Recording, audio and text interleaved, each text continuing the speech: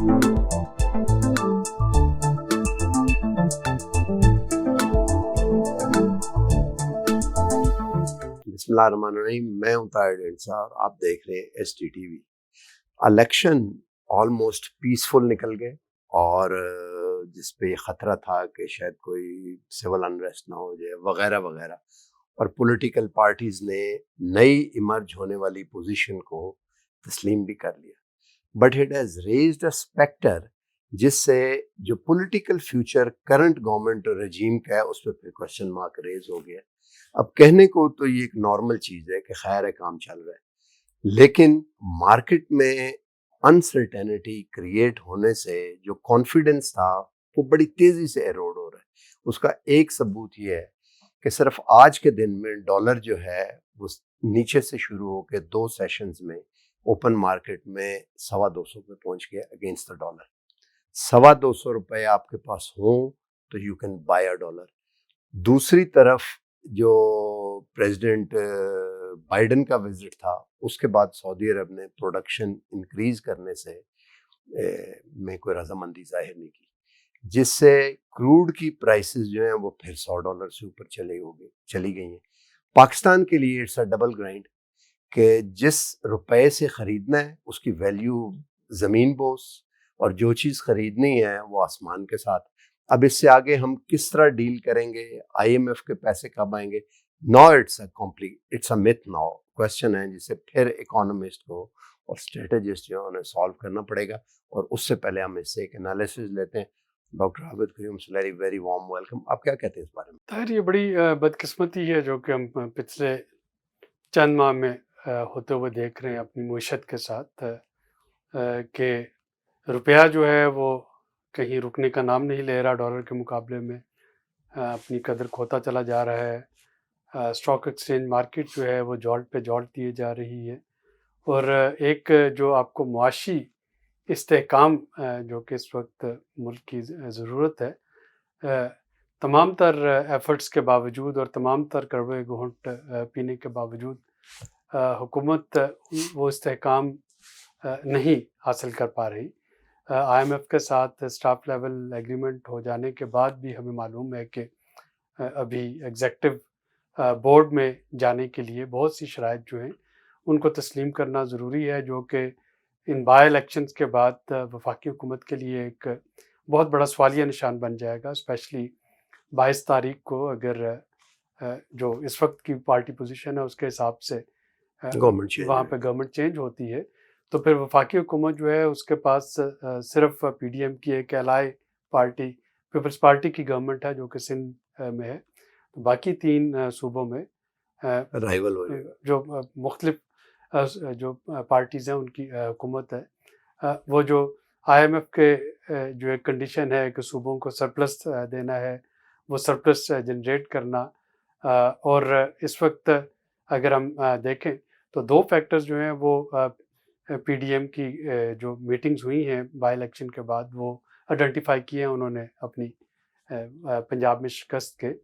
पहला तो मुनहरफ अरकान को टिकट्स देना, अपने जो पुराने पार्टी कारकुनान थे या पुराने लीडर्स थे उनके मुकाबले में मुनहरफिन को प्रेफर करना और उनको टिकट देना। PMLN का वोटर सिंपली बाहर ही नहीं निकला उनको वोट देने के लिए। और दूसरा जो था वो इन्फ्लेशन के हर चीज़ की कीमत जो है उसमें इजाफा हुआ, रुपए की कदर जो है वो कम होती चली गई, और ये चीज़ जो होगी ये एक बड़ी होगा एक हिंडरिंग फैक्टर वफाकी हुकूमत के लिए कि वो अभी उसको नेपरा की सिफारिशात के मुताबिक इलेक्ट्रिसिटी का रेट बढ़ाना है, ओगरा की सिफारिशात के मुताबिक उसको गैस का रेट बढ़ाना है, 1 अगस्त को पेट्रोलियम डेवलपमेंट लेवी में इजाफा होना है 7 रुपये 10 रुपये। वो रिफ्लेक्ट होगी प्राइसेस, वो डिपेंड करेगा कि उस वक्त आपकी बैरल की क्या इंटरनेशनल मार्केट की में क्रूड की क्या प्राइसेस हैं, लेकिन वो होना है। इसी तरह से ये भी देखने में आ रहा है कि गंदम जो है ये चूँकि मई से ही पंजाब में सरकारी गोदामों से रिलीज़ शुरू हो गई थी, तो अक्टूबर नवंबर तक जाके जो ड्राई मंथ्स आते हैं वहाँ पे सरकारी गंदम जब ख़त्म हो जाएगी तो प्राइवेट सेक्टर की जो गंदम होगी वो निकलेगी, उसका जो रेट आटे का बनेगा।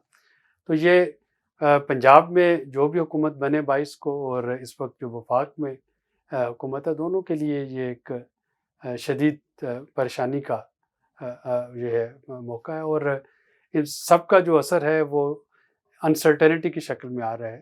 پالیسی انسرٹینٹی ہے، پالیسی انکنسسٹنسی ہے.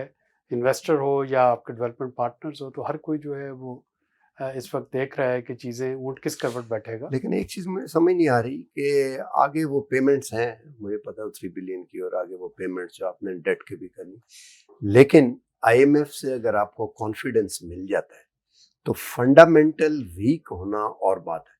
فنڈامنٹلس تو ویک ہے، ہمیں سب کو پتہ ہے، اس میں کوئی بحث کی ضرورت ہی نہیں ہے، لیکن فنڈامنٹلس پہ انسرٹینٹی تو نہیں ہے نا. دیکھیے طاہر، مسئلہ اس وقت مثلاً ہمیں یہ پتہ ہے کہ فنڈامنٹلس پہ انسرٹینٹی نہ ہونے کا مطلب یہ ہے کہ آپ نے جو پیمنٹس کرنی ہے اس پہ آپ ڈیفالٹ نہیں کر رہے، آپ نے جو امپورٹس کرنی. دیکھیے مسئلہ یہ ہے کہ روپے کو اس کا برنٹ برداشت کرنا پڑے گا، روپے کی قدر کو. تو یہ جتنا ڈیلے ہو رہا ہے، اور جیسا کہ میں نے کہا کہ ڈیلے ہونے سے کا ہی کی طریقہ ہے کہ پرائر ایکشن جلد از جلد کمپلیٹ کر لیے جائیں.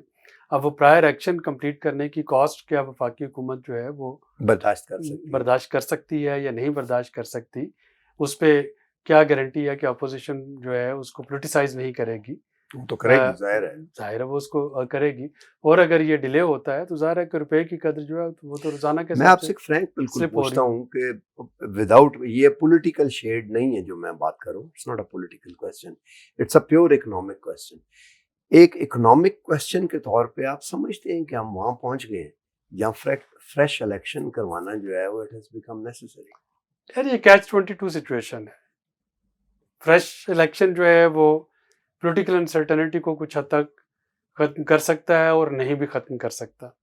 ہم نے ہمیشہ یہ دیکھا ہے کہ جو شکست جس پارٹی کو ہوتی ہے وہ الیکشن ریزلٹس مانتی ہے یا نہیں مانتی. 3 مہینے کا جو گیپ ہے اس دوران تو جان چھوٹے گی نا.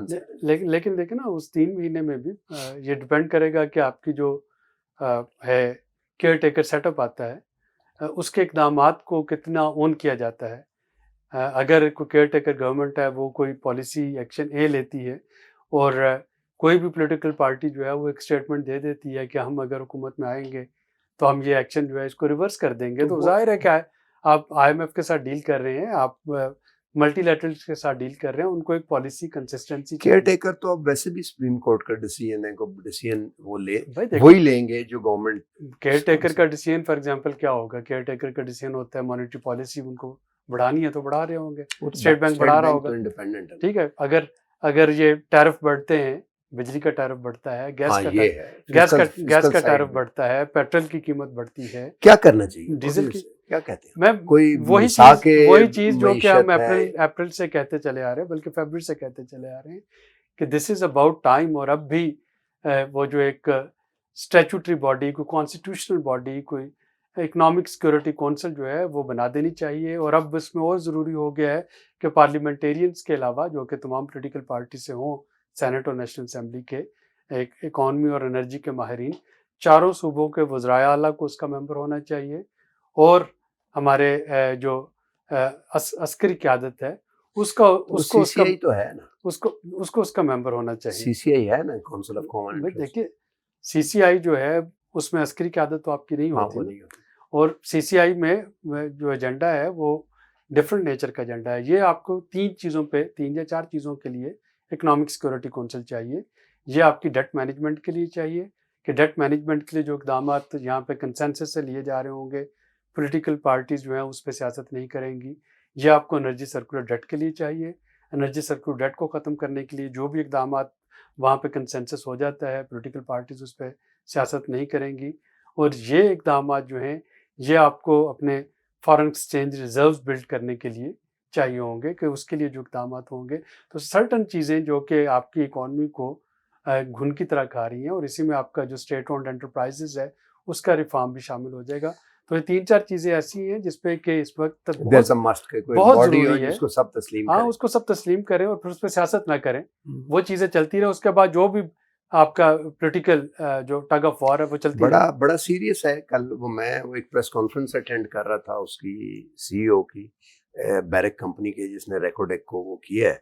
تو ایک ان میں بات انہوں نے ایسی کی وچ واز شاکنگ. اس نے کہا کہ ہم نے سپریم کورٹ اور پارلیمنٹ بھائی پارلیمنٹ اور سپریم کورٹ سے بزنس ڈیل کا کیا تعلق ہے؟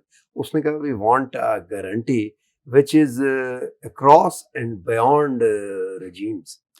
تو اس کا مطلب ہے پالیسی کنسسٹنسی ہے.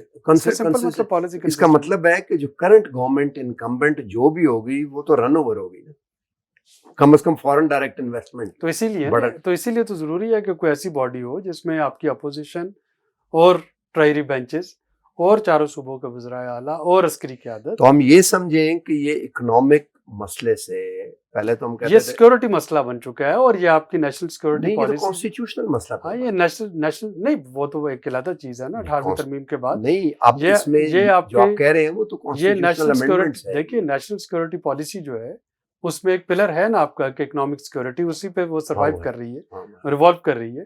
اور آپ کی جب تک نئی نیشنل سیکورٹی پالیسی نہیں آتی, آپ کی جو پالیسی اس وقت ان پلیس ہے اس کو امپلیمنٹ کرنے کے لیے بہت ضروری ہے کہ اس. اچھا یہ کیسے بنے, کون بنائے گا؟ یہ ظاہر ہے اس کو تھرو لیجسلیشن, آل پارٹی کانفرنس تھرو لیجسلیشن بنایا جائے. اس میں آپ میٹنگ کریں, تمام پارٹیز مل کے بیٹھیں. دیکھیے کوئی بھی پارٹی جو بھی وفاقی حکومت میں آتی ہے, آ جاتی ہے یا وہ اگلے الیکشن کے بعد آتی ہے, اس کو انہی مسائل کا سامنا کرنا ہوگا. تو یہ تو نہیں ہو سکتا کہ آپ یہ جو چیز کہہ رہے ہیں اس کی دو مطلب میں یہ سمجھ رہا ہوں, اگر if I'm wrong correct me, ایک تو ہاریزونٹل ہے اس کا کہ آپ نے صوبوں کے ساتھ, دوسرا اس کا ایک ورٹیکل پلر بھی ہے. انلیس کہ دونوں نہ ہوں, خاص طور پہ 18th امینڈمنٹ کے بعد ان دونوں کو انوالو, تو یہ تو کانسٹیٹیوشنل مسئلہ ہے. یہ گورنمنٹ تو نہیں کر سکتی ہے اس رجیم میں. فریش یہ اکیلی گورنمنٹ نہیں کرے گی, یہ گورنمنٹ اور اپوزیشن کو بیٹھ کے کرنا ہوگا. پی ٹی آئی کو پنجاب کی حکومت اگر ملتی ہے 22 تاریخ کو, تو اس کو بھی کم و بیش اسی طرح کے مسائل کا سامنا کرنا پڑے گا. نئے ورٹیکلز کریٹ ہوں گے اس سے. تو آپ یہی کہہ رہے ہیں نا؟ میں یہ کہہ رہا ہوں کہ آپ کی ایک ایسا فورم ہونا چاہیے جس کے فیصلے سب پہ بائنڈنگ ہو. وہاں پہ اس فیصلہ سازی کے دوران آپ جتنا مرضی اپنا ڈفرینس آف اوپینین دے دیں, بٹ ونس وہاں پہ کوئی چیز سیٹل ہو جائے تو وہ بائنڈنگ ہو. نہیں کیسے ہو میں دیکھیں نا, سب سے بڑی جو کیا آپ کیبنٹ ڈیسیژن ہے, جو پلین ڈیسیژن ہے کیبنٹ ڈیسیژن میں اپوزیشن شامل نہیں ہوتی, اس میں عسکری قیادت شامل نہیں ہوتی. اس کو پھر پارلیمنٹ سے کروایا جاتا ہے. آپ ایسا کریں نا کہ آپ پارلیمنٹ کے اندر ایک فورم بنائیں. نیشنل سیکورٹی کونسل آپ کی بنی ہوئی ہے نا, اسی طرح سے وہ کوئی کانسٹیٹیوشنل میٹر تو نہیں ہے نیشنل سیکورٹی کونسل جو بنی تھی, اسی طریقے سے ایک اکنامک سیکورٹی کونسل بنائیں.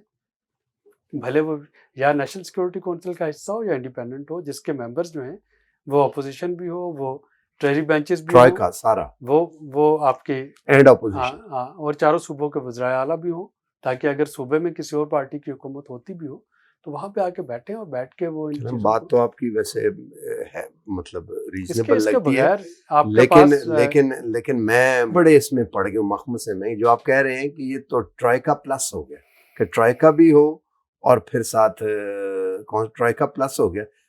حیرانی ہوتی ہے کہ کل تک ہم افغانستان کے معاملے میں ٹرائیکا پلس دیکھ رہے تھے, اب ہمیں میں ہے تو سچویشن اس کا مطلب ہے خاصی گریو ہے. یہ تو پھر اگر نہیں سنبھالی گئی تو بہت گریو ہو جائے گی, بہت گریو ہو جائے گی.